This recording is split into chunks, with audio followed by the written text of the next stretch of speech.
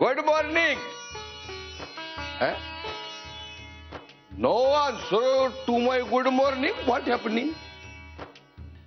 नाही तात्या, प्रसादच्या हॉटेलसाठी अजून थोडा खर्च करावा लागणार आहे ना, जरा त्याच चिंतेत होतो. या प्रसादला मी काही मदत करू का?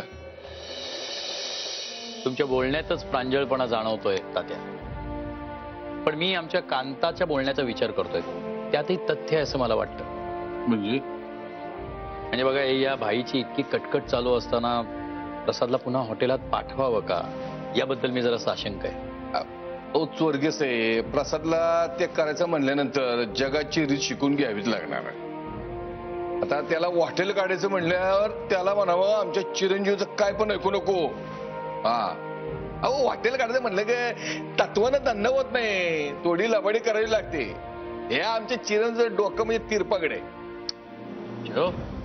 अतिशय सेन्सिबल, समजूतदार आणि हुशार आहे तुमचा वीर. कसला हुशार हो. हे लोकांचे पैसे मोजतो, त्यांचे हिशोब ठेवतो. इथं आमची घरी शेतीवाडी आहे, सावकारी धंदा आहे.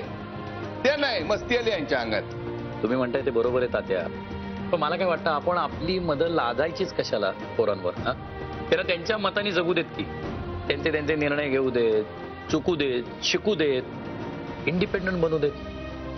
कसं आहे तात्या, आपली मतं, आपले अनुभव हे आता मागच्या पिढीतले झाले. या सध्याच्या जगात कदाचित या पोरांचे विचारच योग्य असतील. असं जर असेल तर उदार मनाने त्यांना त्यांच्या मताप्रमाणे करून द्यावं असं मला वाटतं. स्वर्ग साहेब, हे तुम्ही म्हणता ते ऐकायला बेस्ट वाटतं, पण टक्कर चिरत नाही. मी काय म्हणतो, हे समजा त्यांनी करायचं म्हणून बाप म्हणून काय आम्ही फक्त नावाला जोय. हे म्हणजे पक्षावर झालं.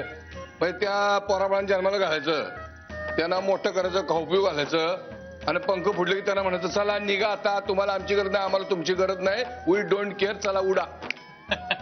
नाही का?